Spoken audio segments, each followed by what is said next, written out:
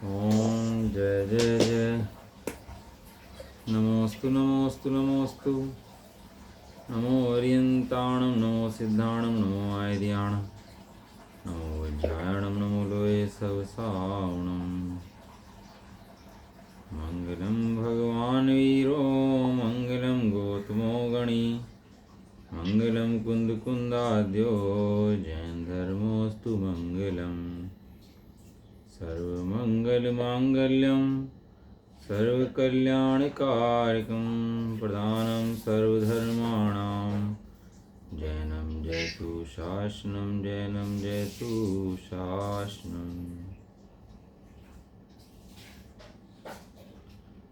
नमः समय साराय सानुभूत्या चकास्ते चित्स्वभावाय भावाय सर्वभावान्तर्षिदे वन्दितु सर्वसिद्धे धूमचर्मणोऽयं गतिं पते वोच्छामि समयपाहुड मुनिमो सुधकेवली भणिदम्।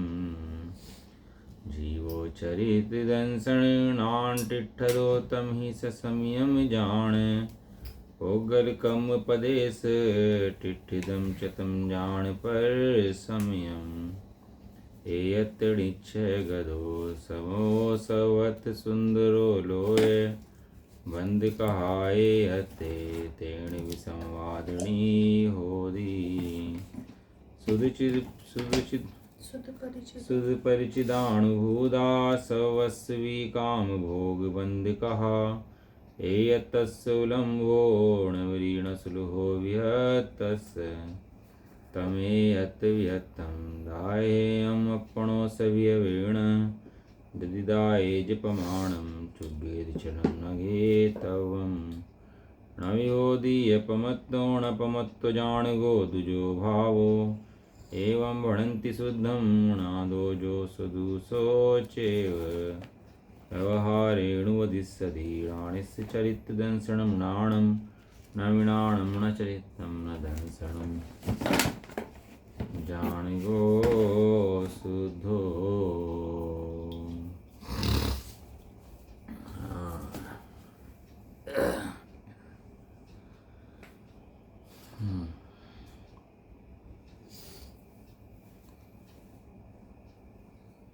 श्री समयसार जी ग्रंथ विराजमान है और इसके अंदर चल रहा है कर्ता कर्म अधिकार। कर्ता कर्म अधिकार माने जीव को जो भ्रम बुद्धि अनादिकाल से लगी हुई है, अनादिकाल से हैं अपन लोग, कोई नए नहीं बने, कोई 20-50 साल की उम्र नहीं है हमारी, अनादि अनंत उम्र है हमारी। कितनी उम्र है हमारी? हाँ, अनादि अनंत है हम। कब से थे? अनादिकाल से थे। कब तक रहेंगे? अनंत काल तक रहेंगे। कितने भोग निकल जाएं, कितने ही पड़ले आ जाए, कुछ भी हो जाए, लेकिन हमारा भाव करने में तो समर्थ नहीं है। मेरा भाव करने में कोई भी समर्थ हो सकता नहीं है, क्योंकि द्रव्य का नाश कभी होता नहीं है। ये सर्वज्ञ देव का वचन है। सर्वज्ञ देव ने बताया कि जो द्रव्य है, द्रव्य किसे कहते हैं? जिसका कभी नाश नहीं हो सकता और जो किसी से उत्पन्न नहीं हुआ है, उसे द्रव्य कहते हैं। एक एक द्रव्य स्वतंत्र है भाई, अपने परिणमन अपना अपना सब कुछ अपना द्रव्य लेके बैठा हुआ है। एक एक द्रव्य के अंदर अनंत सामर्थ्य स्वयं द्रव्य लेके बैठा हुआ है। उसे द्रव्य को किसी पर की जरूरत नहीं है अपनी सामर्थ्य के लिए, शक्ति के लिए। ऐसी वस्तु व्यवस्था को जीव जानता नहीं है, और ऐसी वस्तु व्यवस्था को ना जानता हुआ पर को अपना जान लेता है।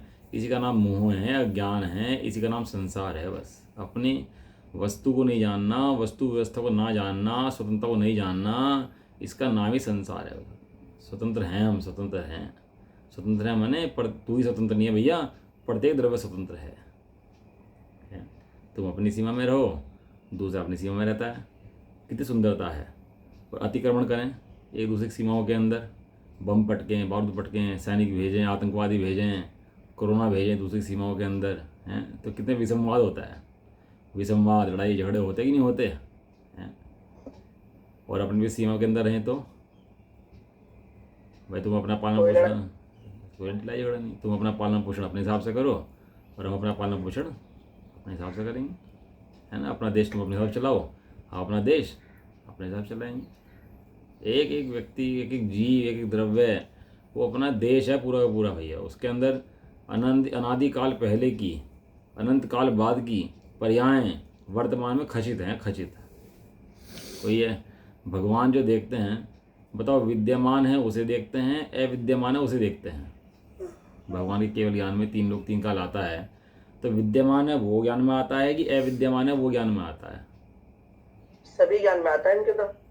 मतलब वो बराबर है। अविद्यमान मतलब ऐसा नहीं कि अविद्यमान कहने का अर्थ यहाँ पर ये नहीं कि कुछ है नहीं। अविद्यमान कहने का अर्थ यह है कि वो वर्तमान में नहीं है, लेकिन वो है तो है ना। अब भगवान कहेंगे कि कल क्या होगा, तो तुम्हें ना पता, भगवान को पता है कल क्या होने वाला है, हैं?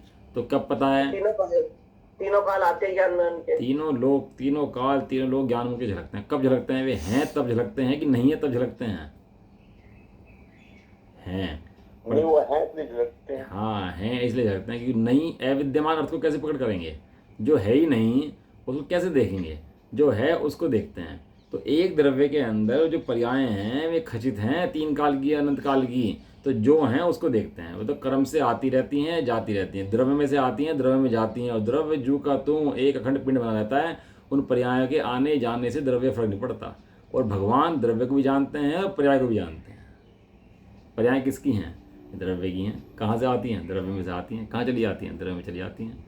भूतकाल की पर्याय क्या जानते हैं? कि द्रव्य के अंदर है इसलिए जानते हैं।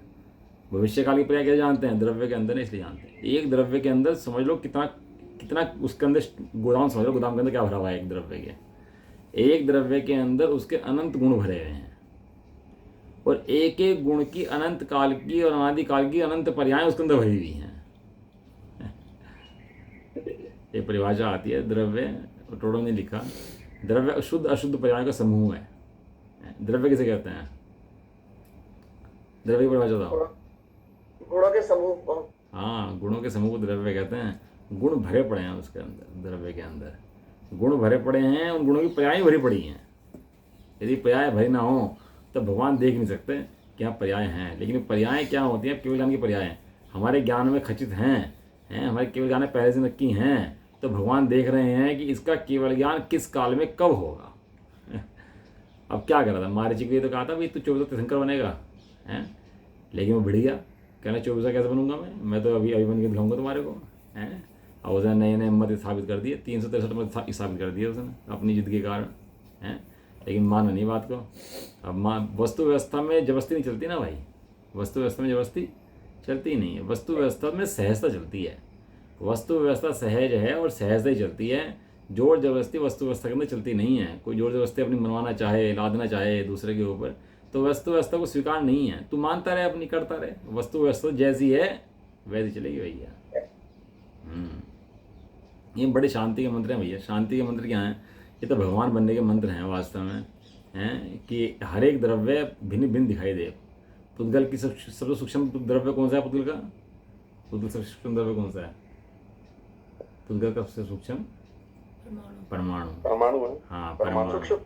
सूक्ष्म परमाणु द्रव्य। परमाणु दिखता नहीं हमारी आंखों से, लेकिन सर्वज्ञ देव कहते हैं तो इसलिए मान लेते हैं कि हाँ भाई सर्वज्ञ देव कह रहे हैं, बिल्कुल सही कह रहे हैं। वे कहते हैं आत्मा केवल ज्ञान का धारी, शक्ति का धारी है, दिखता नहीं है, लेकिन भगवान कहते हैं इसलिए मान लेते हैं। ये है सर्वज्ञ की श्रद्धा। अभी सर्वज्ञ को ना मानता हो तो ये कैसे मानेगा कि परमाणु होता है, आत्मा के अंदर न शक्तियाँ होती हैं, आत्मा केवल ज्ञान वाला होता है, सर्वज्ञ शक्ति वाला होता है? ये बात कैसे मानेगा? इन सबको मानने के लिए पहले भगवान पे श्रद्धा चाहिए। भगवान को मानना जरूरी है। भगवान बताते हैं अब ये दिव्य ने अपने देव कलश नंबर, अब इसके जो गाथा के कलश शुरू हो गए, 6 कलश आएंगे इसके ऊपर आचार्य मुचन देव के। बहुत टाइम बाद कलश आए। आचार्य देव सुनते रहते हैं। और ये मस्ती चढ़ती है इनको ऐसी कि कलश लिख देते हैं। ऐसी मस्ती चढ़ती है। जंगल में मोर होता है ना, मस्ती चढ़ती है तो नाचता है वो, हैं? जब उसको बरसात होती है ना, मस्ती चढ़ती है तो नाचना शुरू हो जाता है।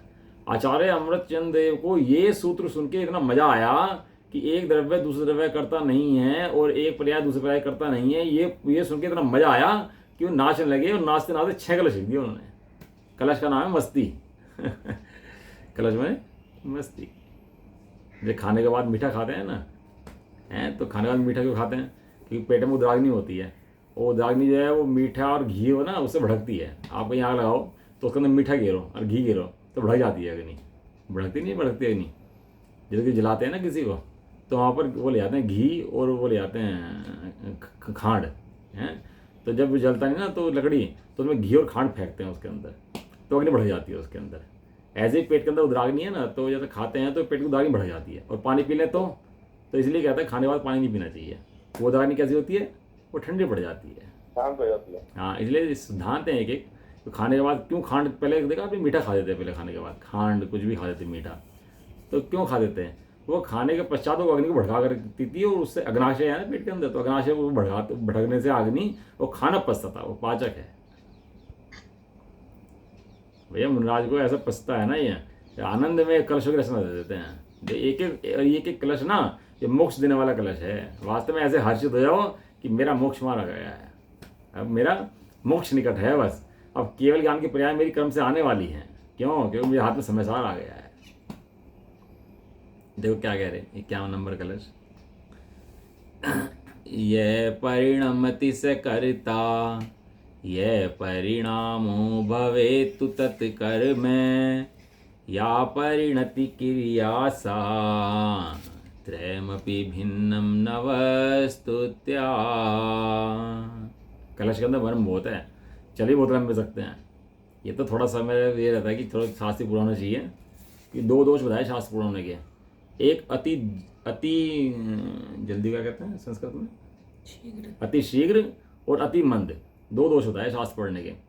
अति शीघ्र भी नहीं पढ़ना और अति मंद भी नहीं पढ़ना, एक बैलेंस बराबर बनाना चाहिए पढ़ने का तो इसलिए थोड़ा सा मर्म बहुत है इन कलशों के अंदर। वास्तव में ये दो द्रव्य को भिन्न ना जानता हो ना, अभी वो जैन मत के बाहर है, वो जैन नहीं है अभी भैया, अभी। और जो इनकी श्रद्धा करता हो वो बाकी अप्रयोजन भूत को जाने, कम जाने, नहीं जाने, विपरीत जाने, सही जाने, उससे फर्क नहीं पड़ता। टोटल में लिखी है बात, लिखी ना, याद है नहीं? प्रयोजन भूत है ये, दो चीजें ली टोटल जी ने, एक प्रयोजन भूत, एक अप्रयोजन भूत। प्रयोजन भूत को तो बराबर जैसा है वैसा जाने, और अप्रयोजन भूत कि कम जाने, ज्यादा जाने, नहीं जाने, उल्टा जाने, सीधे जाने, इसका नाम मिथ्या दर्शन नहीं है। मिथ्या दृष्टि जीव कहाँ से होता है कि प्रयोजन भूत को उल्टा जाने, इसका नाम मिथ्या दर्शन है प्रयोजन भूत क्या है कि ये जो बातें चल रही है ना, ये प्रयोजन भूत बातें हैं, ये तत्व है भैया प्रयोजन भूत जो बातें चल रही हैं। देखो श्लोक का क्या कहते हैं, नहीं तो प्रयोजन भूत पे श्रद्धा और विश्वास, हाँ ये मिथ्यावाद जो है उसको तोड़ता है। हाँ बराबर, बिल्कुल ऐसे। लेकिन विश्वास और श्रद्धा, हाँ, ये असमित अवस्था में कब जागृत होती है? ये सुनते सुनते जागृत कहते होती हैं, सुनते सुनते सही समझ से, वास्तविक समझ से जागृत होती हैं, सच्ची समझ से।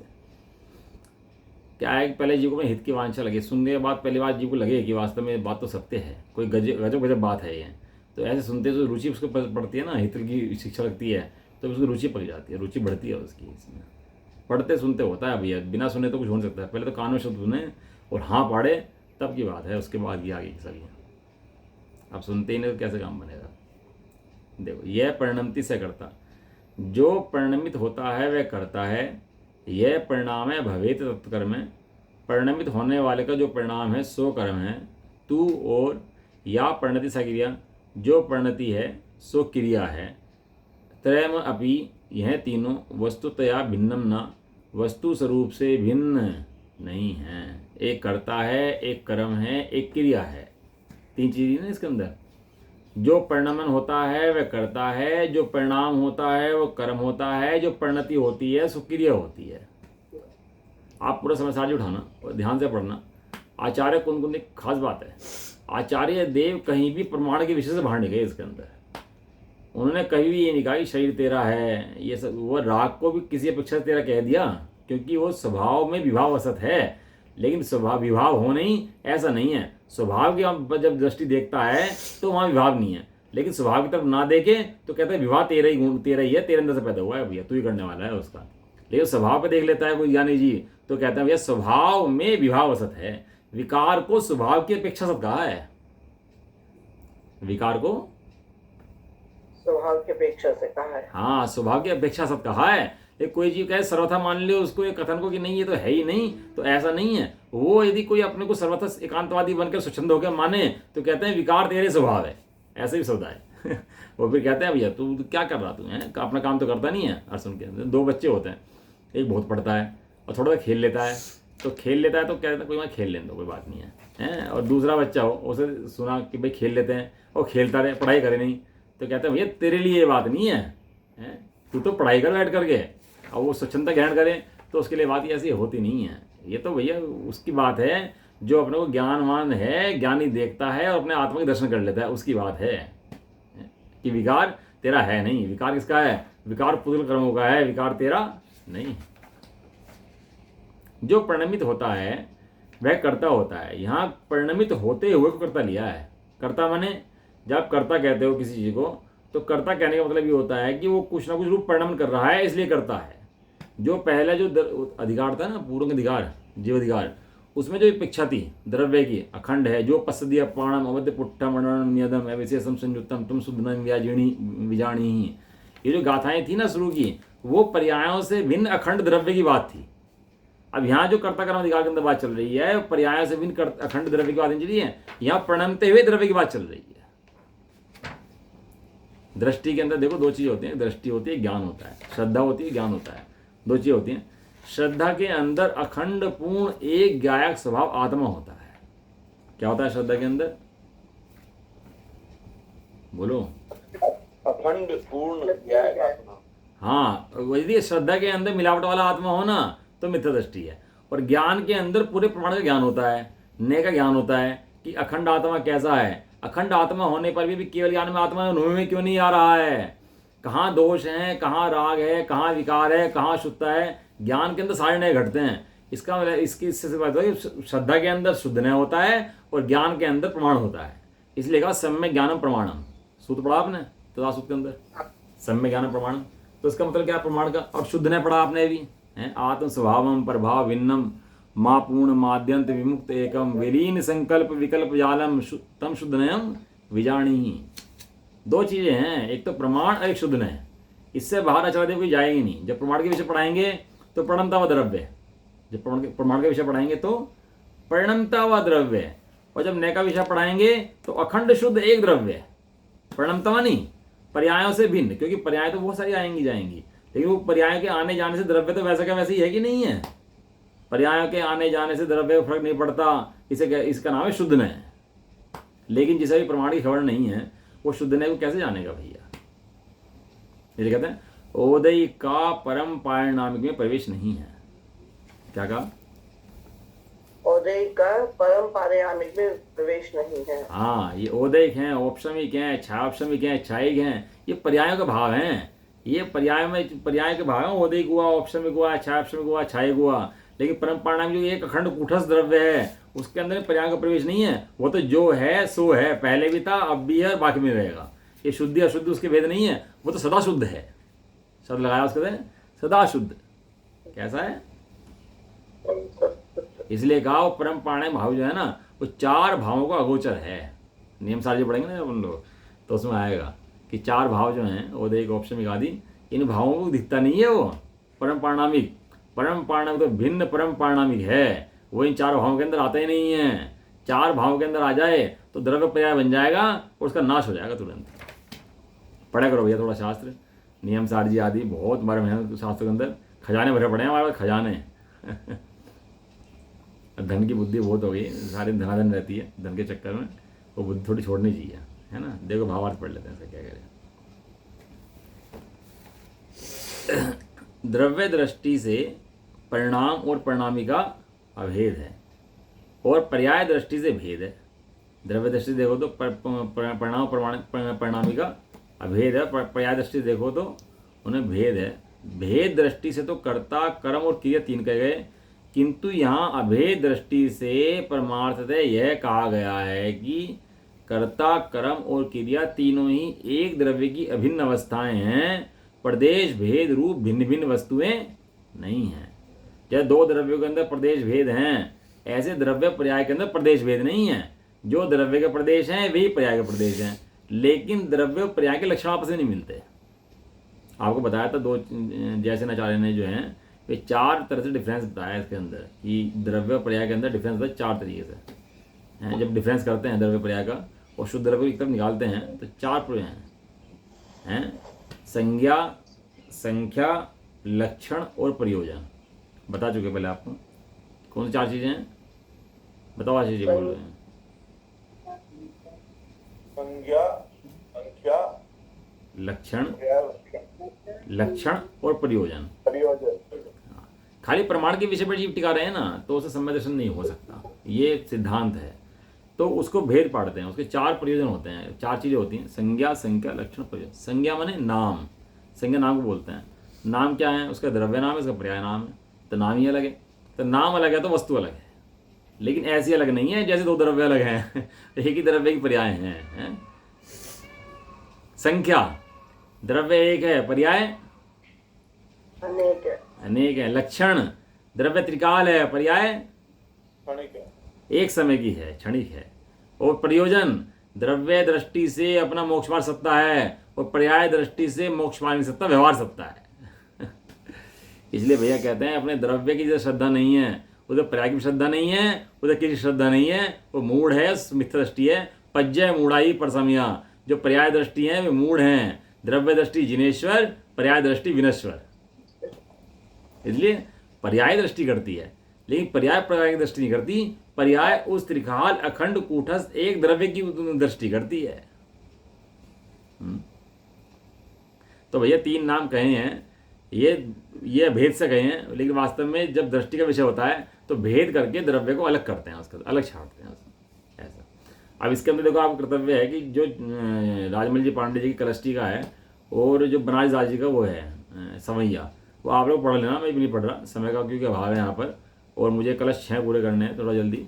तो आप लोगों का कर्तव्य कि आप अपने स्वाध्याय के अंदर उसको पूरा कर लेना। नहीं आपके पास हो तो मैं उसकी पीडीएफ भेज दूंगा आपको, ठीक है ना। अगला 52 नंबर। एक परिणमति सदा परिणामो जायते सदैकस्य एकस्य परिणति स्यादनेकमप्येकमेव यत।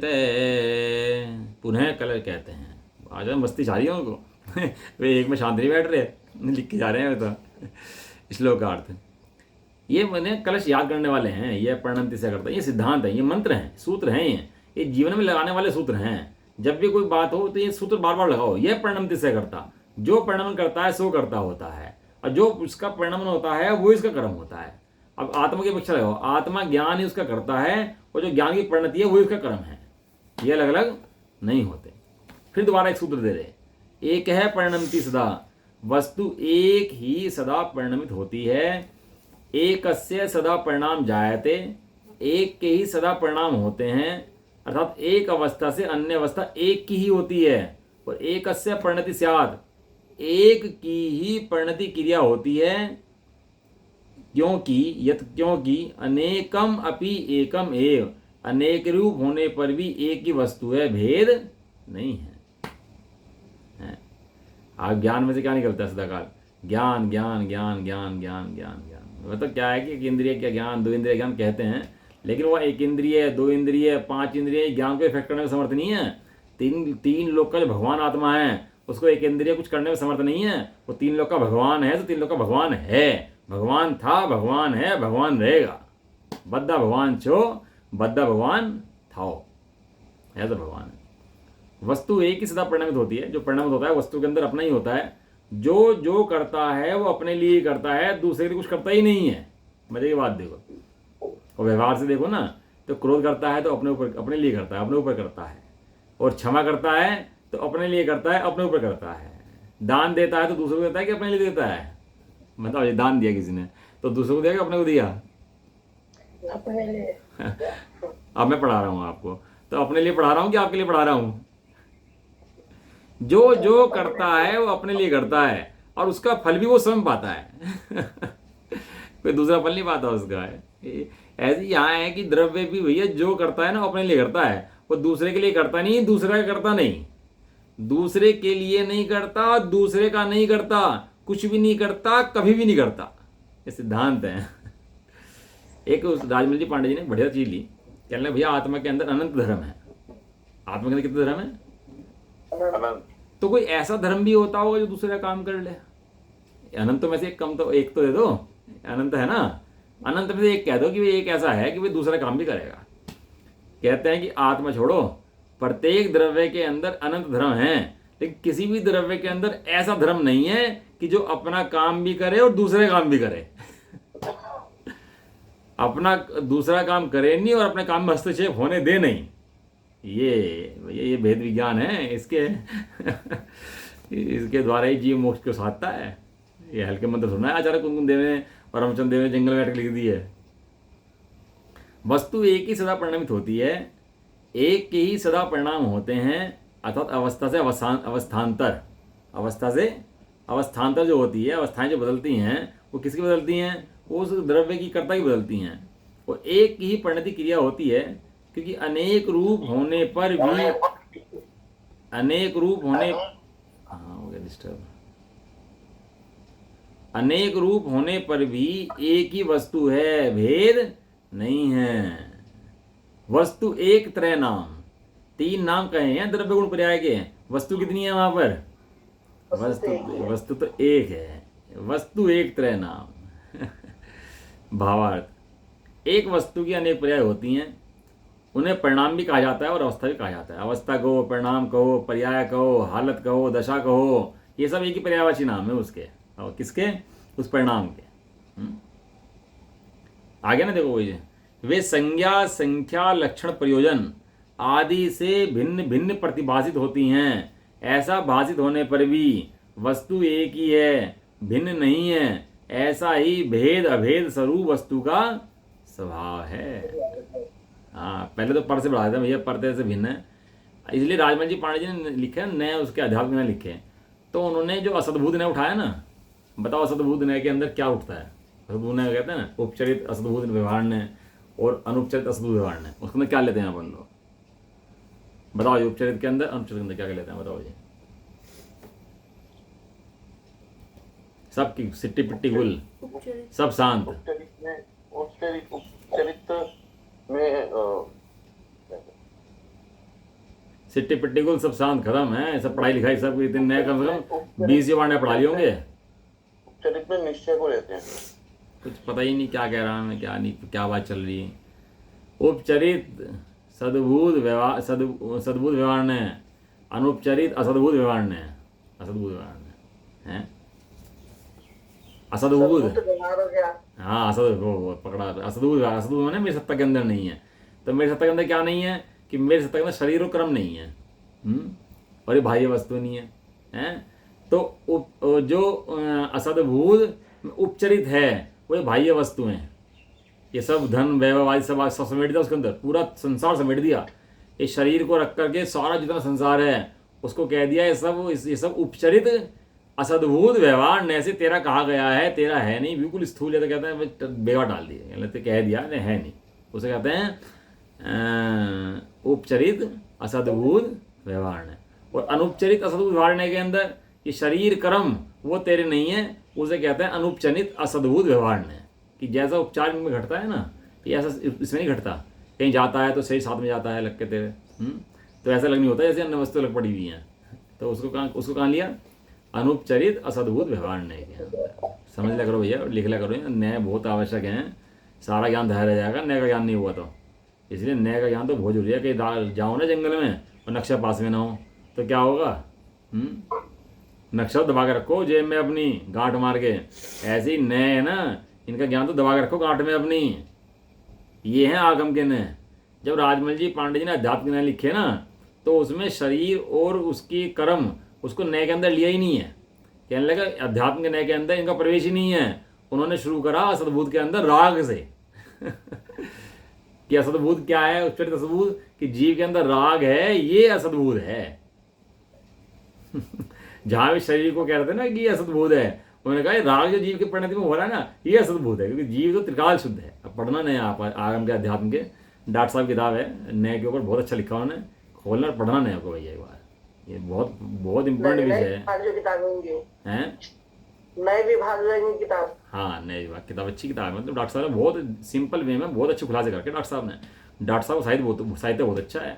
लेखनी पढ़ लोगे ना भाई साहब डॉक्टर साहब की, तो मर्म समझ आ जाएंगे वस्तु के डॉक्टर साहब ने कितना बड़ा काम करके दिया। बहुत ईजी लैंग्वेज में बहुत कुछ समझा दिया उन्होंने डॉक्टर साहब ने।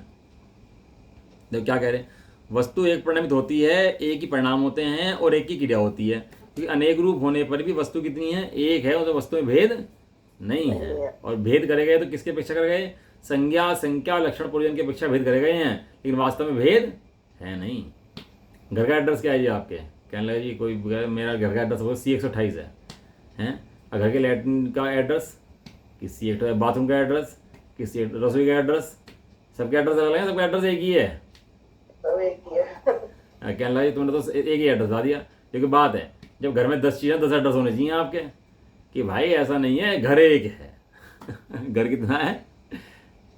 हाँ, लेकिन जब प्रोविजन साधेंगे घर के अंदर सबके, तो रसोई का काम रसोई में करेंगे, बाथरूम का काम बाथरूम में करेंगे, रसोई का काम बाथरूम में नहीं करेंगे, बाथरूम का रसोई में ही करेंगे। अलग अलग वस्तुएं हैं कि नहीं ये दोनों की दोनों, तो संज्ञा संख्या लक्षण प्रयोजन की अपेक्षा अलग अलग हैं, लेकिन वस्तु कितनी है, वस्तु एक है ऐसा। चलो तीसरा कलश इसका, नोभो परिणमत खलु परिणामो नोभयो प्रजायेत उभयोर्न परिणति साधनेकमनेकमेव सदा। और कहते हैं, देखो लास्ट कलश है आज का ना, तो 3 कलश आज ले लेंगे, 3 कलश कर बढ़ लेंगे इसके, है ना।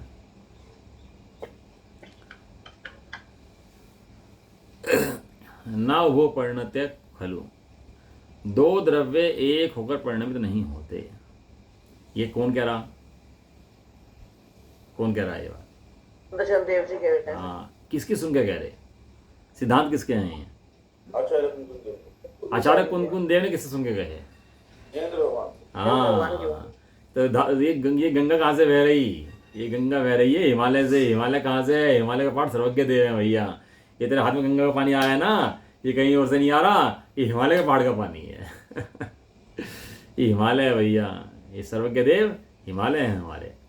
आज जो हम शांति ले रहे हैं, एक बूंद पानी पी रहे हैं तो उस हिमालय का पी रहे बैठ करके हैं। तो गंगा का पानी ले आते हैं घर पर रखते हैं, तो कितनी पूजा करते हैं उस गंगा के पानी की, क्यों, ये हिमालय से आया भैया, गंगा पानी है। ऐसे ही भैया ये जो श्लोक है ना, एक ये सर्वज्ञ का पानी वो है मंत्र है, पानी भेजा सर्वज्ञ भगवान ने पीने के लिए अनादिकाल के प्यासे जीवों को, कि पियो और तृप्त हो और प्यास बुझाओ अपनी। ऐसे मूल मंत्र हैं संसार से निकलने के। या जब गजब बातें हैं भैया, ये जगत को ना सुनने मिलती ना सुहाती बात ये है। लेकिन फूफा जी तो परसों सही करते, एक आदमी 1 करोड़ के बराबर है यहाँ पर मुझे बहुत सही लगी बात इनकी, वो कह रहे एक आदमी 1 करोड़ के बराबर है, आज सुन रहा है इस बात को। 1 करोड़ आदमी भले कितनी बुखार सुनते हो, लेकिन एक आदमी ये बात सुन ले तो वो एक ही 1 करोड़ के बराबर है। 2 द्रव्य एक होकर परिणमित नहीं होते भैया, ये मूल जैन धर्म का सिद्धांत है। अभी द्रव्य को और पर्याय को, इन बातों को ना जानता हो तो कहते हैं वो अभी कुछ नहीं जानता भैया, तो मूर्ख है, मूढ़ में मुखिया है, सदार है मूर्खों का वो तो कुछ नहीं पता। भले कितने व्रत कर ले, मुनि बन जाए, नियम पाल ले हैं, आसन तप लगा ले, हिमालय में घुस जाए, पहाड़ पे चढ़ जाए, अग्नि में तप जाए, कुछ भी कर ले, कहते हैं मूर्खों का सरदार है, मूर्ख है जो इस द्रव्य को जानता, इस सिद्धांत को जानता कि 2 द्रव्य एक होकर परिणमित नहीं होते भैया उभयो परिणाम न प्रजायेत, 2 द्रव्यों का एक परिणाम नहीं होता। वहां 2 सिद्ध भगवान बैठे हो ना, और दोनों सिद्ध भगवान के परिणाम अपने हों केवल ज्ञान के, तो एक का केवल ज्ञान दूसरे काम नहीं आता, दूसरे का केवल ज्ञान उसके काम नहीं आता। भले ही दोनों का ज्ञान एक दूसरे में झलक रहा हो, तो भी अपना अपना ज्ञान दोनों करते हैं, एक दूसरे का ज्ञान नहीं कर सकते। इतनी व्यवस्था है। आलू का आदि के अंदर इसके अंदर जीव घुस जाते हैं, बहुत सारे अनंत जीव घुस जाते हैं। तो एक ही आलू के अंदर अनंत अनंत जीव हैं, तो वे जीव बैठे वहाँ पर, और सारे एक शरीर के अंदर अनंत अनंत जीव बैठे उसके अंदर, तो भी एक दूसरे का काम नहीं कर सकते। सारे जीव अपना अपना अपना अपना काम कर रहे, इकट्ठे रहने पर भी एक दूसरे का काम नहीं कर सकते। ये वस्तु व्यवस्था है, वस्तु सिद्धांत है। यदि ये कट गया ना तो सारा लोक खत्म हो जाएगा, अनादि अनंत व्यवस्था खत्म हो जाएगी, लोक चौपट हो जाएगा पूरा का पूरा। सब भिन्न भिन्न रहते हैं, अलग अलग रहते हैं, इसलिए लोग टिका ये, नहीं तो लोक का नाश हो जाएगा ये वेद ज्ञान के भैया विचार हैं, लक्षण है वेद ज्ञान के, वास्तव में गजब है। और उभयो परिणति न स्यात्, दो द्रव्यों की एक परिणति क्रिया नहीं होती। यत क्योंकि जो अनेकत सदा अनेकम एव, अनेक द्रव्य हैं सो सदा अनेक ही हैं, वह बदलकर एक नहीं हो जाते हैं। वे कहीं बदल के एक नहीं हो जाते भैया। ये सिद्धांत ज्ञान में आते हैं तो ज्ञान खिल जाता है। जैसे सूर्य के खिलते ही कमल खिल जाता है, ऐसे ही सिद्धांत में आते ही ज्ञान खिल जाता है, मन चंगा हो जाता है। मन चंगा तो कठौती में गंगा है। मन एकदम शांत हो जाता है। वस्तु विचार अध्यावते मन पावे विश्राम, रस सादत सुख उपजे अनुभव या को नाम। मन भी एकदम सब ये जो आकुलता में हो रहा था बाहर विषय में जा जाकर, तो यहीं 5 पापों के अंदर जा करके ऐसे सिद्धांत समझता है तो उसका निर्णय बन जाता है और मन शांत हो जाता है। और बाहर में कषाय हो ना, कोई प्रशंसा कर दे ना, अपनी तारीफ कर दे तो सिर चढ़ जाती है अपने, सिर चढ़ के बोलते हैं प्रशंसा अपनी है। कोई थोड़ी बहुत तारीफ कर दे है और थोड़ा बहुत कोई खिलाड़ी बन जाए, गायक बन जाए तो चैन से बैठ सकता है फिर घर में आराम से। थोड़ा कोई क्वालिटी पकड़ हो जाए, डॉक्टर फोटो बन जाए, अरे घर में बैठा के दिखाओ तो चैन से जरा हैं, बैठ पाए फिर। कोई थोड़ी सी गायक बन जाए, प्रशंसा कर दे हैं थोड़ी सी, फिर नहीं बैठ सकता घर में। फिर आगे बढ़ने की और लग जाती है। हाँ, फिर आगे बढ़ने की और दिख जाती है, और फिर आगे बढ़ता तो और आगे दिखता है, और आगे बढ़ता तो और आगे दिखता है। उसका अंत कभी होता ही नहीं है, वो जीवन पूरा हो जाता है, वो दौड़ पूरी नहीं होती उसकी, भागता रहता है। यहाँ तो भैया आचार्य देव कहते हैं सिद्धांत पढ़ लो, शांति से बैठ के इनका अभ्यास करो। ये जीवन अगर तुमने इन सिद्धांतों के अभ्यास में लगा दिया तो समझना जीवन पाना सफल है, और अगर जीवन पाकर इन विषयों पापों में ही खो दिया तो समझना जीवन पा करके भी निरर्थक ऐसे ही खो दिया अपना मनुष्य को। भावार्थ, जो दो वस्तुएं हैं वे सर्वथा भिन्न ही हैं, प्रदेश भेद वाली ही हैं। प्रदेश भेद माने एक प्रदेश में भी रहती हूँ, भले 6 द्रव्य एक प्रदेश में रहते हों, लेकिन 6 द्रव्य एक प्रदेश में रहने पर भी सबके अपने अपने प्रदेश अलग अलग हैं, सबके प्रदेश भिन्न हैं। सामान्य गुण पढ़ा था ना आपने, प्रदेश गुण, जिस शक्ति के कारण द्रव्य का, हाँ जी, कोई ना कोई हाँ कोई, आकार, हाँ बढ़िया, कोई ना कोई आकार अवश्य हो, उसे प्रदेश गुण कहते हैं। अब वहाँ जीव द्रव्य है और यहाँ पुद्गल द्रव्य है। यहाँ पे 6 द्रव्य बैठे कि नहीं बैठे, धर्म अधर्म आकाश काल सब द्रव्य है कि नहीं है। वहाँ मेरा जो आकार है वो मेरे कारण से है, और पुद्गल का आकार है वो पुद्गल कारण से है। मेरे से पुद्गल कारण नहीं है, पुद्गल से मेरा कारण नहीं है। दोनों का आकार कैसे हैं, एक से दिखते हैं लेकिन एक से है नहीं, प्रदेश भेद वाली हैं। दोनों एक होकर परिणमित नहीं होती कि जीव पुद्गल का काम करे, पुद्गल जीव का काम करे, ऐसा कभी नहीं होता। दो द्रव्य दूसरा काम करते ही नहीं हैं, एक परिणाम को उत्पन्न नहीं करती और उनकी एक क्रिया नहीं होती, ऐसा नियम है। नियम किसे कहते हैं, नियम किसे कहते हैं बताओ, नियम नियम ऐसा है जिसे बदला नहीं जा सकता। हाँ, नियम सिद्धांत है, प्रिंसिपल है ये। अब बताओ ये नियम बने हुए हैं कानून के अंदर, कोई तोड़े उन नियमों को तो क्या होगा उसका बताओ। दंड का अधिकारी होगा। हाँ, नियम तोड़ा, यहाँ का नियम तोड़े तो ये तो सर्वज्ञ, ये दंड का अधिकारी नहीं, दंड का अधिकारी किस रूप में होगा, ये तो सर्वज्ञ के सिद्धांत हैं। ये किसी ये किसी लौकिक में छदमस्त के बनाए हुए नियम नहीं है। ये जो 3 लोग के नाथ हैं उनके बताए हुए सिद्धांत हैं। ये बनाए नहीं है, ये बताए हैं। यहाँ तो बनाए हैं और इन्होंने बताए हैं। ये तो एक देश को थोड़ी देर समय के लिए चलाते हैं, लेकिन ये सिद्धांत ऐसे हैं 3 लोग के 3 काल की व्यवस्था संभालते हैं। ये सिद्धांत वे सिद्धांत हैं, ऐसा नियम है। यदि 2 द्रव्य एक होकर परिणमित हो जाएं तो सर्व द्रव्यों का ही लोप हो जाएगा, सब भ्रष्ट हो जाएगा भैया, सब खत्म हो जाएगा। ज्ञान भी विकार को जानता है, ज्ञान विकार रूप होता नहीं है। ज्ञान के अंदर लेप नहीं लगता, जैसे आकाश में लेप नहीं लगता ऐसे ज्ञान में लेप नहीं लगता। ज्ञान का एक नाम है निर्लेप। क्या नाम है, ज्ञान का नाम है निर्लेप। निर्लेप, जैसे दीवार पे लेप कर दिया, ऐसे ज्ञान में लेप हो जाता है क्या। कह रहे ज्ञान निर्लेप है। तो भैया अपने ज्ञान स्वभाव की आराधना करो प्रतिक्षण, और ज्ञान स्वभाव को भाओ। ज्ञाता दृष्टा हो, ज्ञाता दृष्टा थे, ज्ञाता दृष्टा ही रहो। बस चलो जी, समय हो गया अभी का। बाकी जो 3 क्लास रह गए इसके, 3 क्लास की चर्चा कर लेंगे इसकी। निज निधि निज में बताई,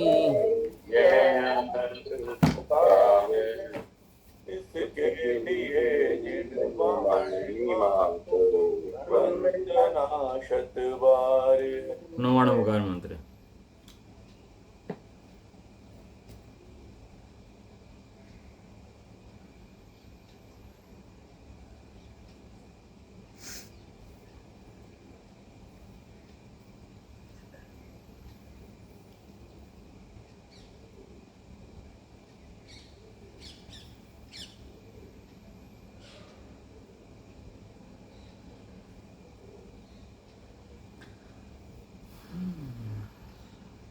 जय द्वादशी माता की, जय हो, महान जैन धर्म की। जय हो। एक साथ बोलिए, जय जय जय जिनेन्द्र। जिनेन्द्र।